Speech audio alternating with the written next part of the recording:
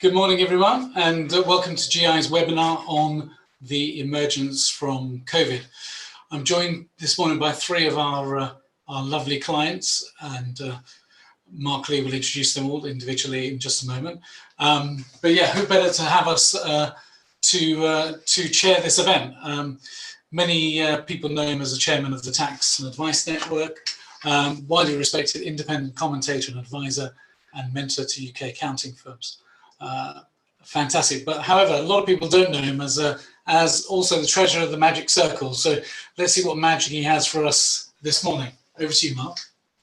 Thank you very much, Tarek, and welcome everybody to this webinar with GI and a number of their clients. We're going to be talking, not so much me, but they're going to be talking about how they found and worked through the lockdown over the last 3 or 4 months, and what's going to be happening for them and their firms and their clients over the coming months, emerging from lockdown.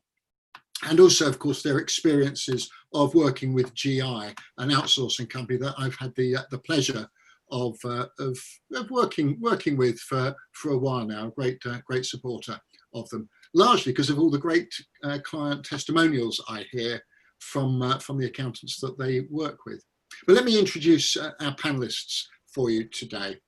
We have 3 panelists here, and depending upon where they appear on your screen, because of course that might be different, we have Mariska Burns, Assistant Director at BN 2020, which is the finance team outsourcing arm of Accountants Beavis Morgan. So that they don't compete with GI, but they use GI to support the work that they do for their clients. Nathan Keeley, a partner at MHA Carpenter Box, 16 partner firm, bit of a cloud enthusiast who runs the cloud accounting side of things for the firm and indeed for the MH Association of Accountants in the UK. And then last but not least, Paul Miller, who's one of 2 partners at Cornish Accounting Solutions, who tells me that he is proof that you can teach an old dog new tricks. If you would all like to unmute yourselves, we will get on to the first questions. Those of you joining who've joined the webinar, do feel free to ask any questions as we go. Use the Q&A box, which is probably at the bottom of your screen, depending upon the precise layout that you've got and what device you're using. The other thing just to do to check and make sure that you're all comfortable with what you're doing could you put up your hands? Now I don't mean physically here. Are you familiar with the ability to raise your hand in the using the participants list or chat facility at the bottom there? You may not be able to see it, and it looks as if let's have a look if I look in the right place. Yes, indeed, some of you have raised your hands. Oh, look, I recognise a lot of the names there. Oh, how wonderful. And for those who I don't recognise, well, it's nice to have you here as well. If you want to put your hands down again now, I think even I may even be able to do that for you. Maybe not today, but we're familiar with it, so you know where the boxes are, and you can type your questions into the Q&A box if you can, please. Okay, enough preliminaries, and in true Zoom style, Zoominars, as we're now beginning to call these crazy things in this strange time. Let's just have a quick intro from each of our panelists as to what were the biggest business challenges your practice faced when we entered lockdown in March. As we go, ladies first, Mariska. For us, it was mainly a challenge in keeping up with all the fast-moving changes in guidance, all the new measures being announced, keeping on top of communicating that to our clients. Obviously, they look to us for expertise. No one had ever dealt with this before, but we needed to be best placed to answer those questions. But yeah, I would say the fast-moving pace of the situation was a big challenge. I'm sure. Yeah. Anything to add, Nathan?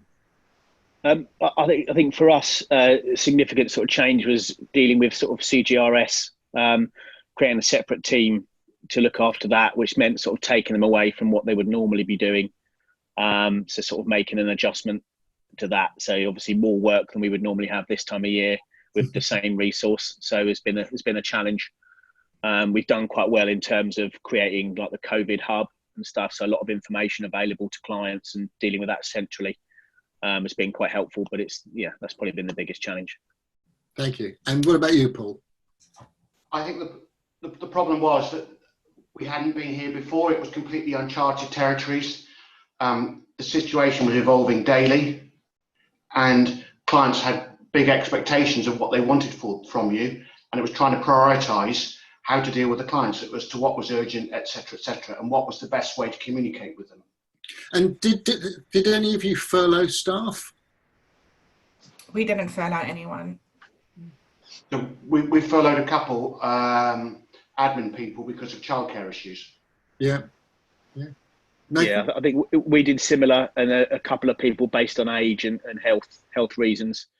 I mean, thankfully they've all sort of come back now, and we found sort of surveys were quite handy because a lot of people volunteered to be furloughed on the basis of childcare or whatever the issue might have been. So sort of we're able to facilitate that quite easily, and the same with them coming back. We did a survey the other side of that as to who wants to come back and who would still rather be furloughed or whatever. So, but touch wood, everybody barring, I think we've got a couple of people in their 70s that just for health reasons we don't really want to put them at risk by them coming back at the moment. So, partners? No. No. Unfortunately, no. And so, what were the greatest remote working challenges for you? One of the things I've heard a lot of people say is the speed with which they had to get all the computers and software and everything out, and the security side of things. What were the biggest remote working challenges that you had to keep going during lockdown? Paul, do you want to go first this time? Yeah. Okay. Okay. As you started, Nathan. Sorry. I think for us, we already had the tools and stuff available. So Office 365, Zoom, Teams, whatever we were using. Probably the biggest challenge is the trainees and delivering the training to them, because we sort of found that as good as remote working is and everything, it's still no better training can be done rather than face to face or sitting next to the person that you're working with. So that was probably the biggest challenge. And how did you overcome that? I probably still haven't, if I'm honest. So still working at that. And I think when we, reopened the office again and people started to come back, it was the key sort of, group of people to come back with the trainees. And we've just had our new intake for the current year, have just started this week. So again, trying to cater for that. If they know nothing different than remote working, it's going to be quite a challenge. So ongoing, I would say. What about you, Paul? I think one of the problems, having been office-based for nigh on 40 years, to actually have a remote team is very difficult, because my management style, I would say, is management by walking around, but I can't walk around. So how do you keep in contact with people? How do you motivate people? How do you keep the productivity of people? How do you keep the motivation? How do you keep them enthused, on track, etc.? And that, for me, will be one of the biggest challenges. Do you think you've overcome that to a degree? I think we've got there, but I think it's been quite painful. So basically, we have a daily team huddle at 9:15 every day. We also have a group WhatsApp where we actually send messages, and also we would Skype people throughout the day. What I've started to do as well is do sort of little videos on Loom to actually just send to people, just to say, this is what I'm doing at the moment. What are you doing at the moment? And also we have a weekly team report that we ask people what are their challenges, what are their wins, what are their issues this week, and what are they looking to do next week. And everybody sees those. It's transparent. That's excellent. I know a firm, one partner, sole practitioner with a small team who has those huddles 2 or 3 times a day, and picking up on those things that you're doing on a weekly basis daily. I suspect there's a balance to be drawn. And Loom, for anybody watching not familiar with it, Loom is a way in which you can record what's going on your computer on the screen, so that you can share it with other people and they can see your screen. But rather than doing it live, as I might share my screen now, Loom allows you to record what's going on your screen, so you can share it later with a voiceover as well.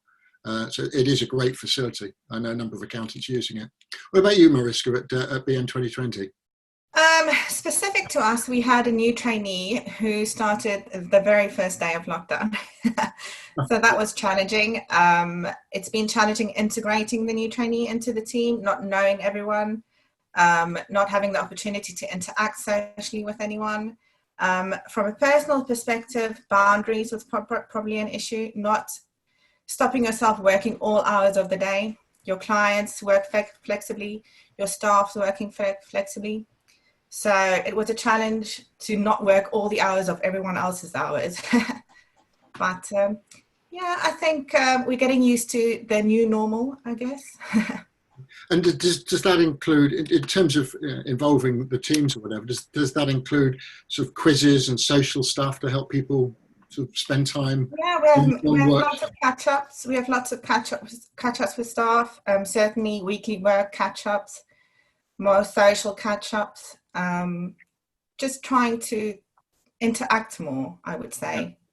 And there is that other challenge as well, that it's very easy to get zoomed out from too many Zoom meetings.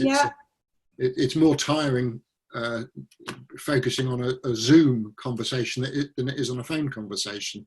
But equally, it's as important to see people face to face. And how has it impacted the way you've been outsourcing and making use of facilities from GI? Let's start with Paul on this one.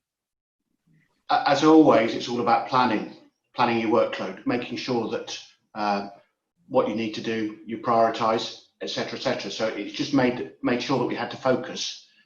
And typically for us, we would scan some of the documents in the office, and basically because Joe Muggins here is the only one in the office, I've become a bit of an expert on a scanner, which I'm quite happy to do, but I would rather not. So I think it's come back to, again, that I always say, a bit like the general before the battle surveys the battlefield. All of us need to survey the battlefield in terms of our work and prioritise things, work out what needs to be done. And have you been Zooming with GI as well? Has the lockdown changed the way in which you work with GI, Paul? We would normally have weekly Skype calls with management at GI, so we would just keep in touch. And the idea for us, one of the things about whoever's working for you is communication, isn't it? And using outsourcing, it's no different. And I always say to my team, I'm no more psychic than you are. If you don't tell me something, I won't know. And the same with GI, that if we don't explain what we actually want them to do or not do, for the case in point, then there needs to be transparency. And I think what's happened over COVID and lockdown is it's meant that communication is even more important now than it ever was. Thank you for that. What about you, Nathan? I think for us, it's allowed us to, we've sort of outsourced for a number of years with mixed results, I suppose. But now we're sort of, additional workloads have been put on us with CBILS and CGRS and everything else. It's almost, forced the agenda a little bit more. So we're able to, we do sort of weekly meetings, all the managers sort of meet on a Zoom or Teams call every week, and I think we've given them sort of targets and KPIs in terms of the number of jobs to outsource and stuff like that now, which has been quite helpful, and we've seen a significant sort of uplift in the amount we outsource, to be honest. So and it's been been helpful for me to sort of force the agenda a little bit more than I was able to before. I'm sure that's right. One of the challenges that I know I've discussed with Tarek and his colleagues in the past is it's all very well having one partner in a firm who's a great advocate, but spreading that goodwill and spreading that message throughout the partnership and getting buy-in can often be a challenge. And I could imagine that the period of lockdown, however challenging it has been for clients and for accountants and for businesses generally, it has been an opportunity to spread that word and get that message across, because, as you say, additional responsibilities, obligations, additional work, and the challenges of working from home. But hey, we have this additional resource we can tap into and pass work to that already know us, understand our systems, and will deliver the service that we need. I could see that's a great benefit and facility, and that it's, I suspect there's no going back as well. Mm-hmm. The more people become aware of the benefits, the better for everyone. Mariska, what about you? How's outsourcing, your outsourcing work? And just for the purpose of those watching the webinar who might not understand what I've been trying to explain there, do you want to just address that? Well, we outsource all our bookkeeping functions, and the team focuses on management accounts and value-added services instead of cash flow forecasting, budgeting, advising clients. For us, it hasn't really been that much of a change because we have had a big push towards outsourcing bookkeeping for the past 18 months. We've just been carrying on as is, really, and it's been a great help. I'm sure. Thank you for that. Shall we move on to looking at looking more into the future? How has your response to COVID-19 and the lockdown led you to change or rethink your practice strategy going forwards as we come out of lockdown and with whatever follows from it? Mm-hmm. Paul? Well, for the first time ever, we've actually offered someone employment who we've said can work partly at home and partly in the office, which I've never done since I started in '94. So it's a radical shift for us. And it's proved to us that we don't actually need the office space that we've got at the moment. So like everybody else, we're looking at cost, looking at space, etc. Can we actually do things differently? And I guess the biggest thing for me is that I would always meet my clients in person. Mm-hmm. And typically for me, a client meeting will be an hour. And some of my clients actually set their watch by it. But what's happening with virtual meetings, we can actually do it in 20 minutes now. Wow. And that's because normally over a period of time, building relationships with clients, you talk about the children, where they go on holiday, all this type of stuff. Whereas I think what Zoom's done is the focus has been shorter and more intense, if that's the right word, in that we're trying to solve the accounts issues. You know what I mean? We're trying to deal with the queries, etc. So for me, it's going to mean that I've got a massive increase in my time. Well, that's amazing. I think one of the consequences a number of people have mentioned to me is that that chit chat at the start of particularly at the start of a meeting was often done over coffee and pouring water and all that, which we don't do with virtual meetings. Yeah, bring your own drinks. It's not gin, it is water. We believe you. It's not an afternoon meeting, for goodness sake. What about you, Mariska? What's different in terms of your practice strategy going forwards, do you think? Certainly more flexible working, and I think the way we work changes. We are thinking about how we get information from clients, how we communicate with them. I agree with Paul, certainly shorter meetings, more focused meetings, getting more things done in a shorter amount of time. I think that would be, really, isn't it? Yeah. Nathan? I think for us, probably more internal partners meetings has certainly been a feature, more just sort of guiding us through the initial couple of months. They were sort of weekly, now they've moved to fortnightly. And this is all partners, so it's quite a lot of management time used. But because our office is quite large and an open plan, it's meant we've had to radically, every other desk is now vacant. So we don't have enough office space to fit the people. So we're almost forced down a route of agile working. So we've probably rethought our entire sort of IT strategy. So we have like a 3-year renewal program for desktop and IT.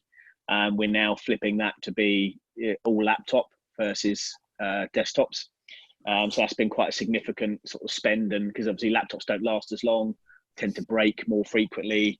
Those that do have desktops, we've got sort of webcams and that sort of stuff to deal with. So I suppose we were already on that journey. It's just made us accelerate it. Our servers have been moved. We had that sort of budgeted to happen sort of back end of this year. We've moved that forward just to allow us to, because I think remote desktop takes up a lot more sort of server capacity than desktop. So Teams as well takes up quite a lot of bandwidth. So we've had to adjust to sort of fit, almost like quadrupling the amount of people using remote desktop. And have you also had to ensure that everybody who's working from home has adequate broadband connections. Have you had to do anything there? Yeah, not so much that. So we sort of allow, if almost voluntary, if people want, we can sort of almost, do an IT audit, for want of a better word, to make sure that they have the right amount of kit that they need.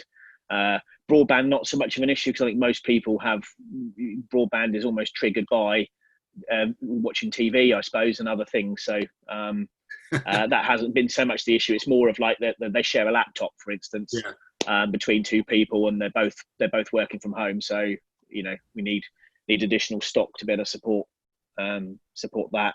And of course, just picking the right time, because obviously supply and demand at the moment. Headsets that were sort of £20 before might be 50, and vice same with the laptops, to be honest. And ensuring that they've got adequate security on there in terms of their connections with client data. Yeah, exactly. We have sort of policies around, using remote desktop, as a starting point. So it's effectively, a VPN works. Nothing is saved outside of the remote desktop. So we sort of had that already for people that did. We were moving towards agile working anyway, and sort of 9-day fortnights, and the more senior staff being able to be flexible in how they work. So it's just been an extension of that, to be honest. Yeah. So do you think that there will be any business positives coming out of the lockdown beyond those that you've already talked about? Paul? Yeah, I think what's happened is created better, more deeper relationships with our clients. Do you think that? I'm curious. I'm sorry to interrupt you. I'm curious because there's almost like it's almost counterintuitive, because on the one hand, meetings are shorter from what you said, and there's less sort of chit chat, and yet on the other hand, you feel relationships are deeper with clients. How do you balance that? Because I think there's been more support. I think we focused on what's critical. It's enabled the clients to focus on what they want to achieve, goal setting, all that type of stuff. I think for all of us, being at home for a while has meant that we've had more headspace than we've ever had. We've had more time to think about, are we happy with business as was? As Mariska said, is that the new normal? Or what is the new normal? And it's meant people start to challenge the way they did things. And I think what's happened is it's meant the clients will have embraced technology more in their accounting function.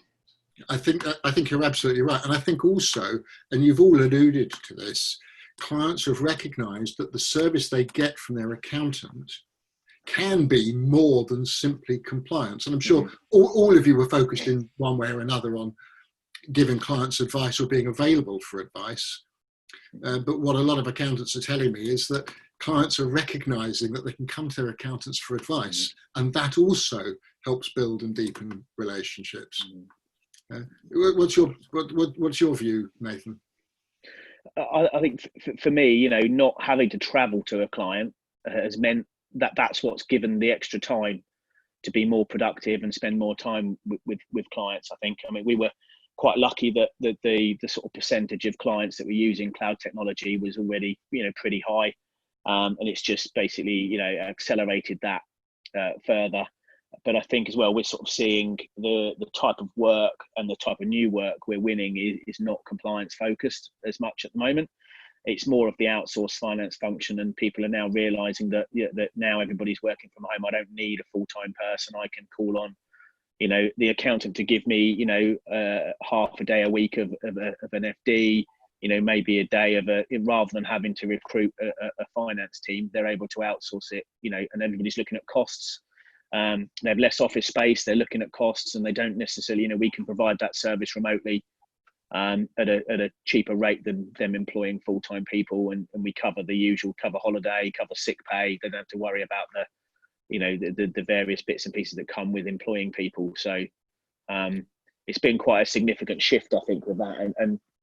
And for me, it's almost like, it's been a long time coming, to be honest, even down to using Teams and Zoom. We've always had that functionality. It's just, this has forced us to change behaviour for the better in quite a lot of cases. So yeah, I'm sure that's right. And Mariska, I'll come to you in just a second, but I think there's this point about clients outsourcing part of their finance function to their accountants, or whether it's a dedicated outsourcing team like yours, Mariska, or firms like yours, Nathan. And of course, what you're then able to do is to outsource bookkeeping and other elements of that work to GI.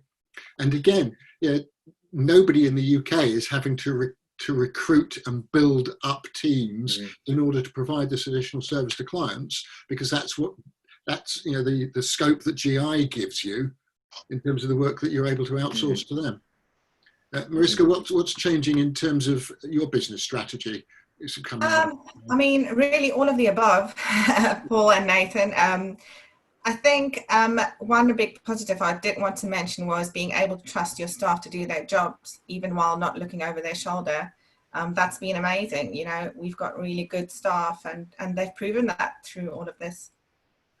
And do you think that will continue with new recruits? You mentioned new people joining. How quickly do you learn to trust new people who are working remotely? Well, that is always difficult, but this particular individual has been great, really. I think we've been very lucky. I would have maybe had a different answer if it was a different person. But I think, yeah, we've been lucky. I think it's always best, in my view, to assume good intent. And if you get your recruitment process right and your induction process right, and that will often mean having a buddy at a similar level, or, you know, slightly more experienced to work with new recruits, almost alongside them, but obviously more virtually than physically. And that's probably even more important now than it was in the old days, shall we say. I'm interested, Mark, sorry, just to add to that, on the recruitment side of things. And I haven't had to recruit anybody at the moment during this phase that we've been through the past 4 months. And I don't know whether any of the other panelists have, but I wonder what their approach would be going forward for hiring staff, and how they would deal with things like, you know, inducting them into the, you know, the firm culture, training them on our way of doing things, if you like, but also training trainees, which obviously, Nathan, you've got to overcome in these coming weeks. So I'm quite curious about that. I think I'm not too sure, still not too sure about that, the right answer there, because I think videos and webinars and stuff is one thing. We're running what we call a Cloud Champions Day tomorrow, which involves, you know, those people that have day-to-day cloud bits and pieces, virtual on Zoom, 6 or 7 different slots for people over the day, where they can dip in and out. So hopefully provide a bit of training that way. We've gone through, you know, obviously, you guys and stuff in terms of, you know, meeting people, CVs, interviews using Zoom and stuff. So here's a specific example.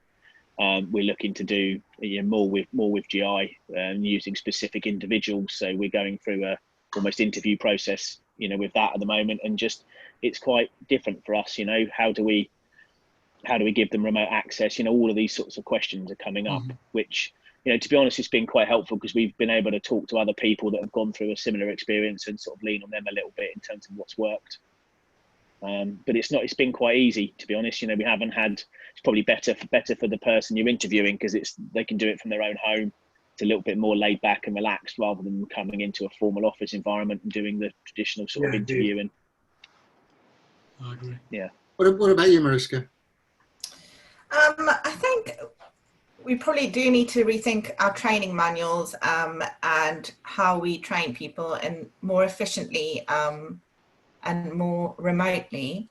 I still don't know the answer either, but there are various providers out there who do offer onboarding experiences and electronic training manuals.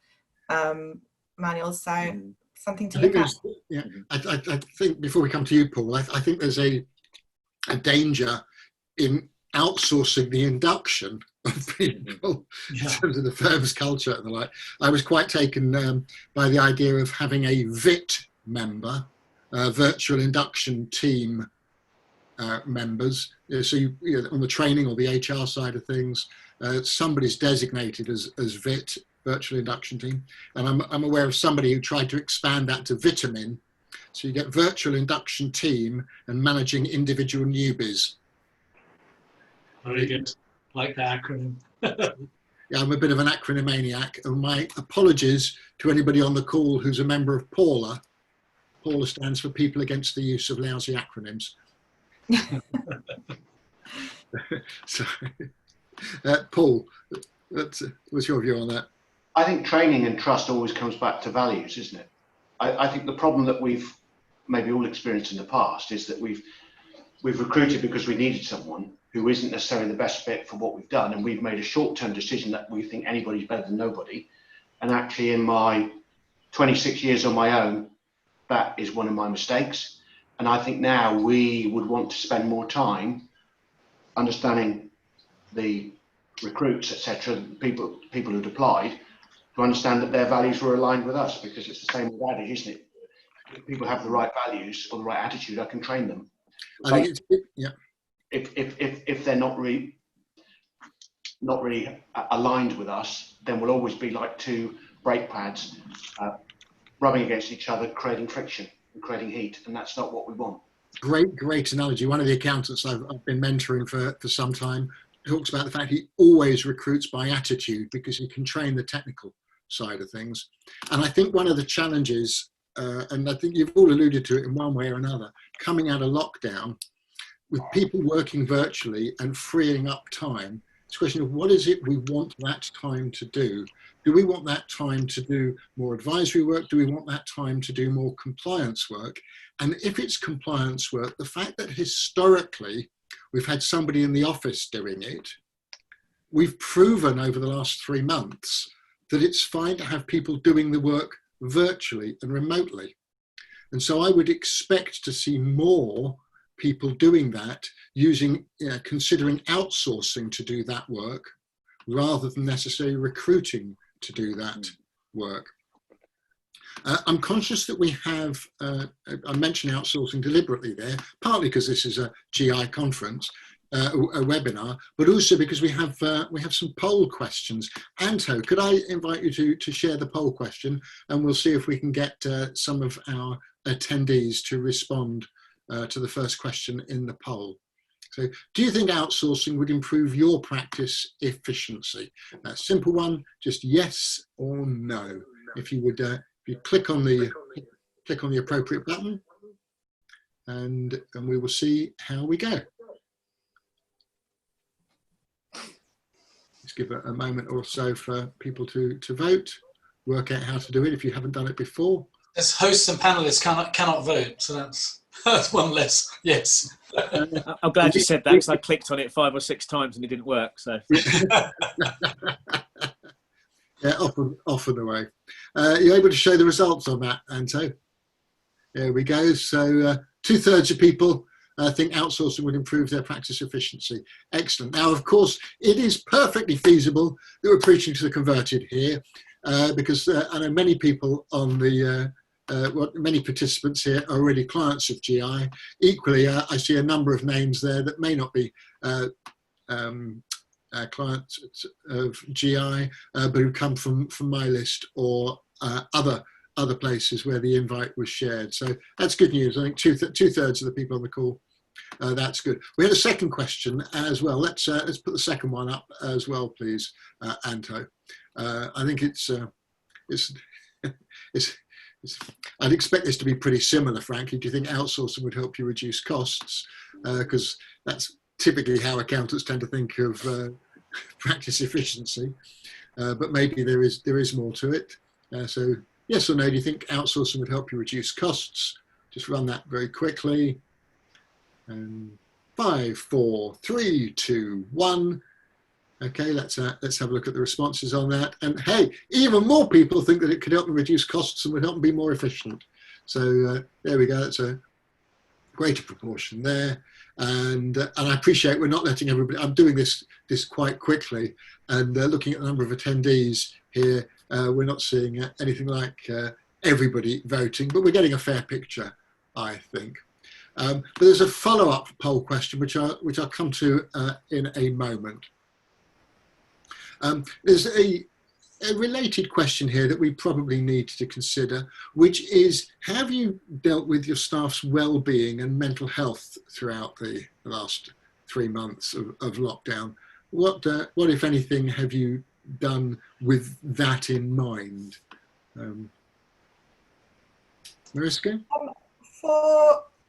personally, regular catch-ups and just being compassionate towards personal circumstances. I think it's very important. People had different circumstances throughout this, childcare, other responsibilities, personal issues, just being compassionate and working as a team, really. And being flexible and recognising some people are desperate to come back to an office because they live in a bedsit and they've got no space and they can't wait to get out. And other people have got family members they need to keep safe from. That treating people individually is clearly really important. What about you, Paul? We sent a couple of parcels to them with some sweets and some tea bags and things like that, which is totally unsolicited, that they weren't expecting. And it's quite surprising in a relatively small area to see that the postman in some areas is better at delivering than the others. Nice one. What about you, Nathan? Yeah, I think I'd echo all of that. I think in probably in addition, we've also done a number of surveys, because quite often when we do team catch-ups that somebody might not be comfortable, anonymous sort of surveys. We've also done monthly firm updates, and whenever we've made decisions about furloughing, people coming back from furlough, the partner of that particular department has made the call. So we've sort of taken personal involvement in every decision we've made, really. So and everything's been thought through. I think we've spent a huge amount of sort of partner and management time working out how we best sort of approach it.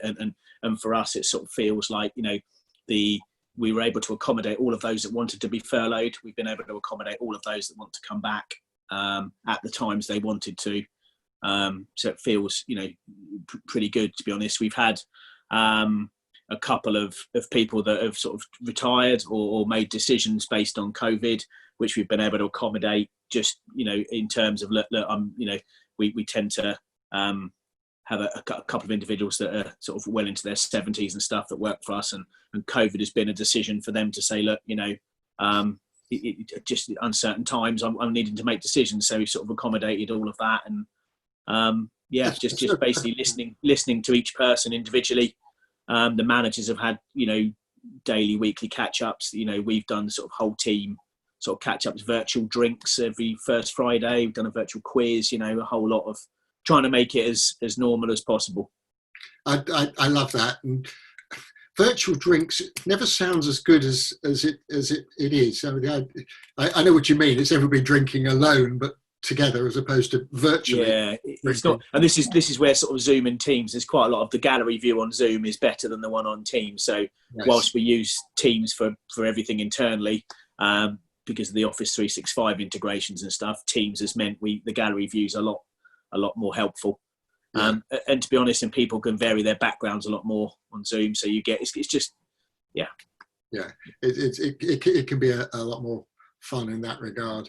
And I think one of the challenges that we're going to see going forwards is an HR related issue, with different people being allowed to do different things. And if we get to the stage where you're not able to accommodate everybody and they start claiming discrimination of one sort or another, when we all know that ultimately it comes down to, are you a good worker? Are you committed? Or are you doing your best? In which case we'll do our best for you.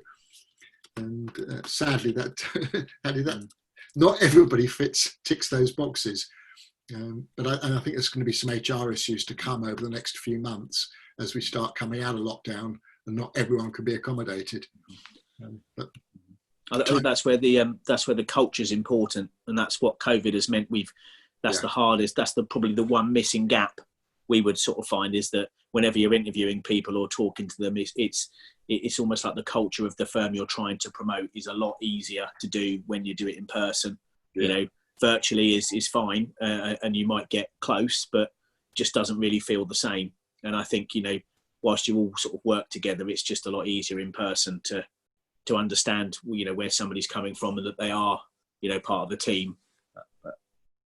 Of course. Anything to add, Mariska?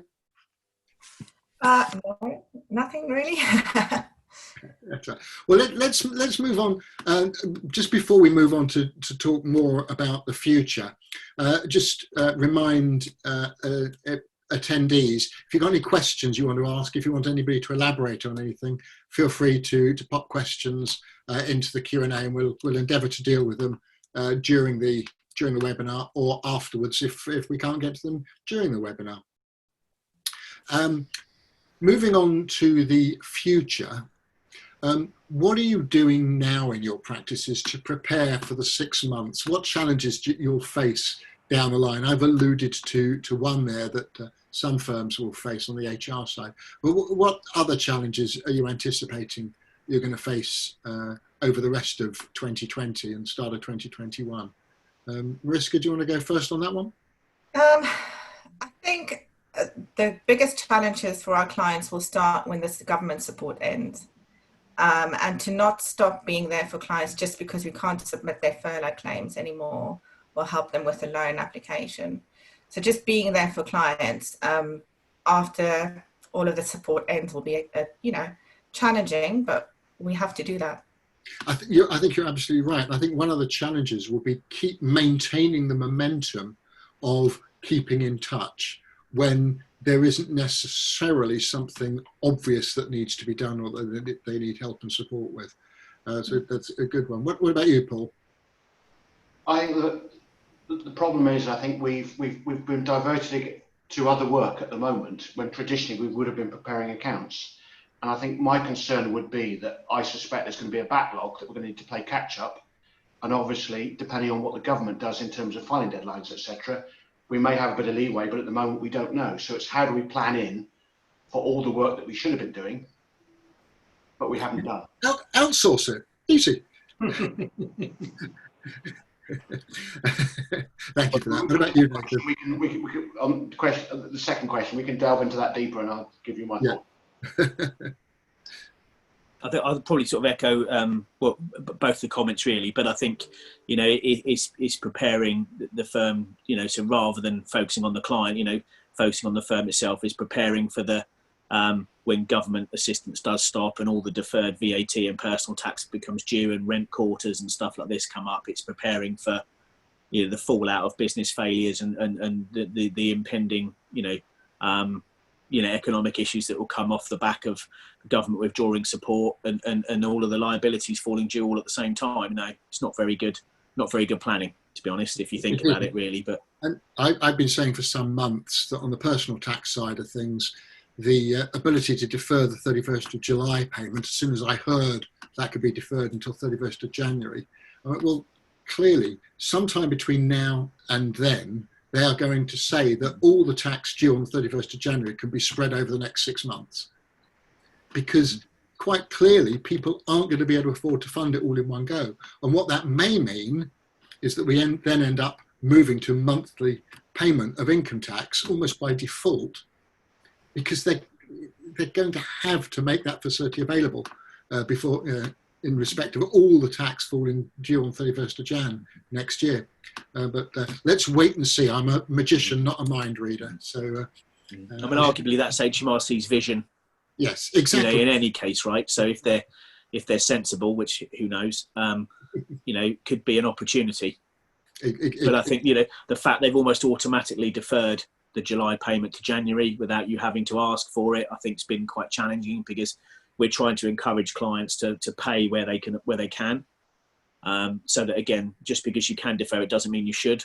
Absolutely, that's quite good sort of almost tax planning, right? But yeah, it's cash flow planning, and one of the big changes I'm hearing from a lot of accountants is that part of the compliance service is expanding to include cash flow projections, cash flow planning, to limit the number of business failures that flow when the cash stops coming in. There's a number of smaller businesses that were turning over less than 50,000 who were got 7.5 grand once. They're going to get it again, and actually they haven't had to work very hard they haven't had to do anything, but they're continuing to receive income, and some are planning to close down their businesses because they don't like the idea of going back into the uncertainty of it all. So you've got smaller clients that may cease business. You've got those who lose out from creditors being unable to pay them, or they're unable to make sufficient profit from their business activity because so many of them were at that edge anyway. Are we sufficiently profitable? And that's going to create a problem for accountants who've not been receiving payments on account for their work, because there's going to be potentially more bad debts.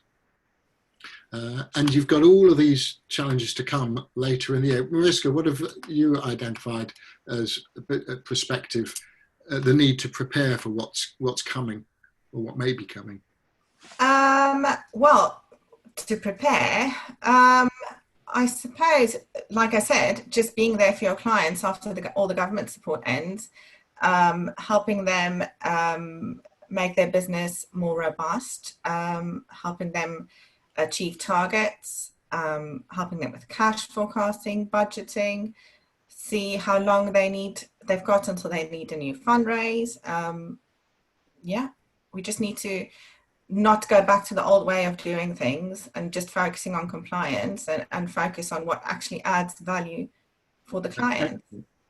So true. And it's this age-old idea that every client wants a proactive accountant, but then they can't define what they mean, and accountants couldn't always define what they mean. And now we've found it's become obvious to everybody. Proactive accountant means recognise that clients have got challenges. How can we help you? We've had a question come through from Charlie. Thank you for that, Charlie. I'll mention the question so everybody hears it, and then Paul, if you'd like to give your answer, and maybe Mariska and Nathan as well. So Charlie asks, do any of the panelists use GI to outsource more than just bookkeeping? For example, payroll, year-end accounts, management accounts, tax returns, etc. Paul? Yeah, so we only use GI for doing year-end accounts.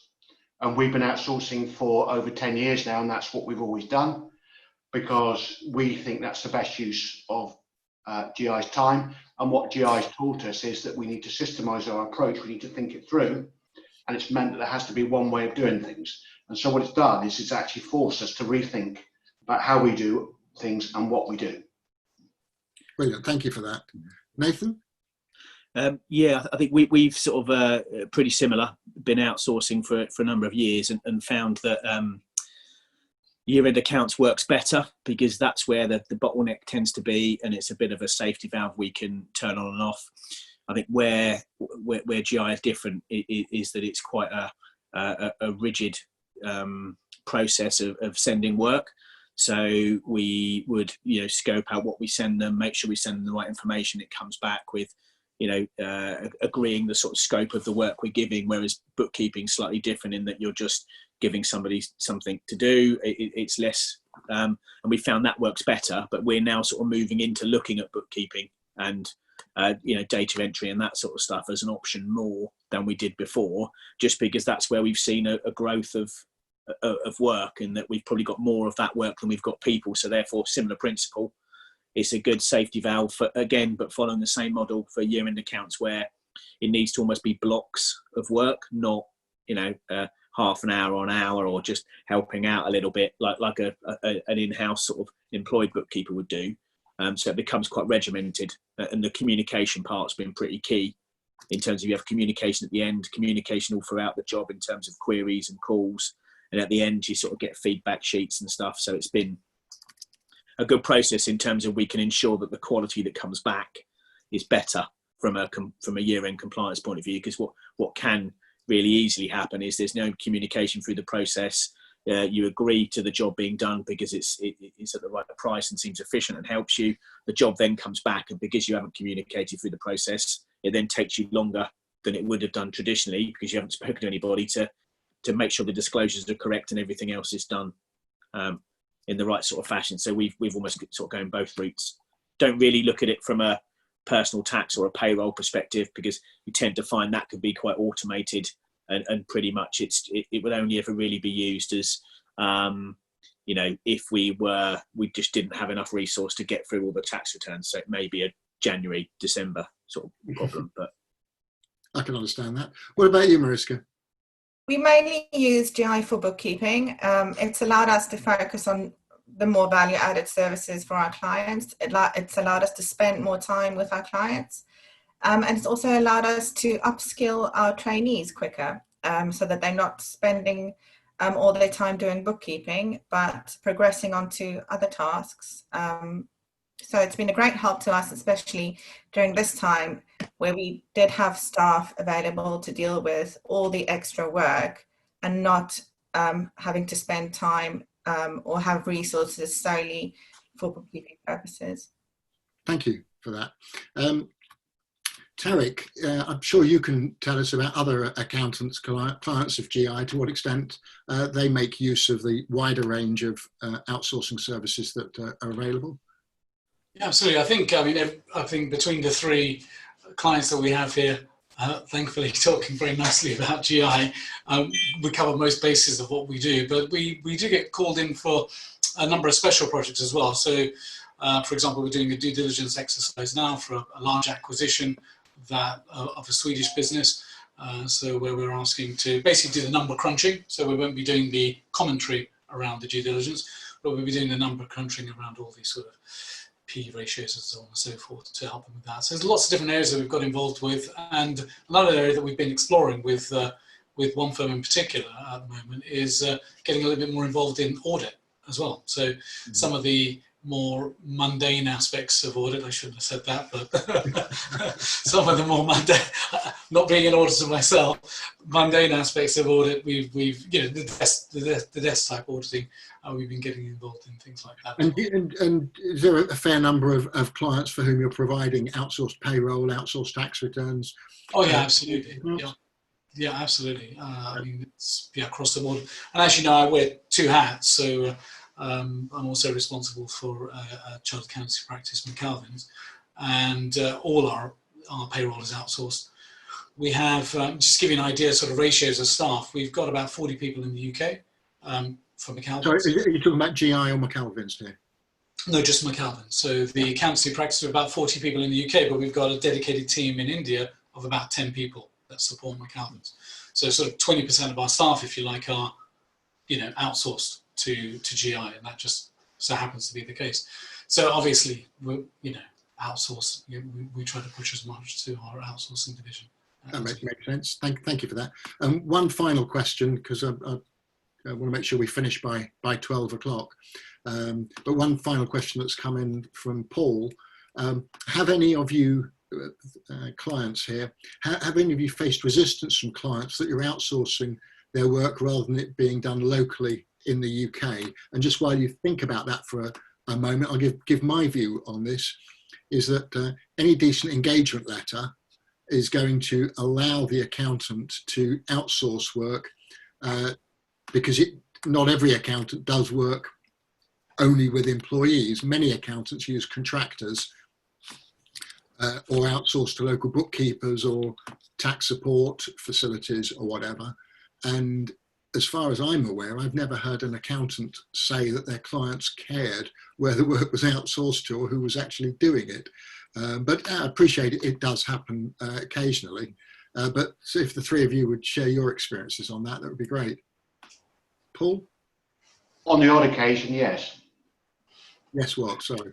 Yes, clients have taken exception that they rather have their work done in the UK, and obviously if that's the client's wishes, that's the client's wishes. Yeah. Typically that will be the older person, the more traditional type people. The younger businesses will be happy for it to be done, because all they want it to be done is at the price they're willing to pay, and for it to be accurate and for you to look over it and review it. Yeah.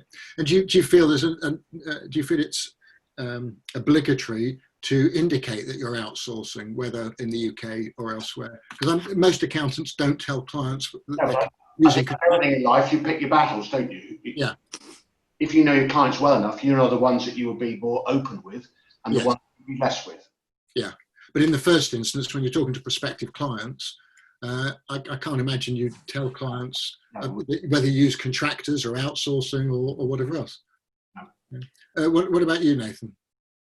I think we've always included it in our engagement letter to say we can, use subcontractors should we needed, mostly originally to cater for sort of bookkeeping, because we use geographically based individuals that might be better suited. Similarly with some FD work, we have sort of various FDs that we use and stuff, but I think for me we would tend to never really get questioned or feedback. More so actually from the subcontractor sort of bookkeeper element, thinking that they could, cheaper if they go direct and stuff like this. But I think fundamentally the relationship is always with us. We're not talking about outsourcing any type of relationship, any type of client contact whatsoever. So as far as the client is concerned, the service that they get from us is it's fundamentally no different whether we've outsourced or not. I think is the sort of key. Even when it comes to the bookkeeping element, we don't it's still us and our employees that do all of the client contact, all of the client facing, and the client relationships are still no different to if we did it all here. So I think the service is unaffected, I would say. Makes sense. Thank you for that. What about you, Mariska? Yeah, it's the same as with Nathan. The relationship is with the UK employees that we have. It is in our engagement letter that we can outsource. We can use contractors. We don't advertise that we use outsourcers, but we don't make a point of hiding it particularly. But the relationship is certainly always with someone working for BM 2020 in the UK, and there's always someone at our firm responsible for delivering or making sure that the work is being delivered. Thank you for that. I suspect it's one of those things that traditional accountants have long feared that there might be client resistance or concern about, that's just not borne out in practice, other than very occasionally, as you say, Paul. Let's finish. We've got 3 minutes to go, so that's less than a minute each of you, please. What advice would you give to other practices about how outsourcing has benefited? Your firm and clients? Nathan? I think it's probably two elements, and probably when it's busy and you have it as a starting point, I would say. So rather than going looking at it to say I'm going to outsource a large proportion of all of our work, use it as to sort of reduce bottlenecks and relieve pressure a little bit in busy times of the year. But the caveat to say is without good communication, it's almost doomed to fail. I think, so we've struggled at times with various outsourcing that, it's a two-way thing, the communication from the outsourcers and from us, and that not being as good as it could be is almost the danger of any type of outsourcing, to be honest. That makes sense. Mariska? Good communication with the team, staying on top of things. Like I said earlier, it's provided us with the opportunity to upskill our staff in the UK quicker, and it's allowed us to take on more clients with the same resources, as we don't have resources in the UK focused on bookkeeping. And that's really it from me. Thank you. What about you, Paul? I think it's challenged me in terms of the way that we do things, because it made us move to a virtual working papers quicker than we would have done otherwise, because obviously what's the point GI doing the work and us printing it off? That's not the answer. So it's meant that we had to rethink the way we do things, and I think, like for all of us, just because that's the way we've always done it isn't really the answer. What GI has shown us, in certain instances there is a better way to format things, to do the work, etc. And we would have experienced economies of scale and savings in terms of time by doing that. Well, that is brilliant. Thank you all very much indeed. On behalf of GI, I would like to thank our guests today, Mariska Burns from BM 2020, Nathan Keeley from MHA Carpenter Box, and Paul Miller from Cornish Accounting Solutions. Thank you all very much to everybody who's joined the webinar today for your questions and also your responses as well. Thank you for those too. There's a couple of questions we'll get back to people afterwards on a one-to-one basis. If you want to know more about GI, then the slide on screen now is telling you how to do that. Get in touch either with Anto or with Tarek. And there is a facility to try them out on a sample piece of work for a client. I'm very familiar with the fact that GI offer a dedicated support solution where you can have a particular person who's doing the bulk of the work for you. But equally, if you want to try them out just with one client on a pay-as-you-go basis after the initial test, you can do that as well. And I know a lot of accountants do that, and that's how the relationships start. We're at 12 o'clock. I have to thank you all very much indeed. Thank you for staying. Hope this has been useful. Hope this has been valuable. Thank you all very much. Enjoy the rest of your day. Stay safe, stay smiling, and stay sanitized. Bye.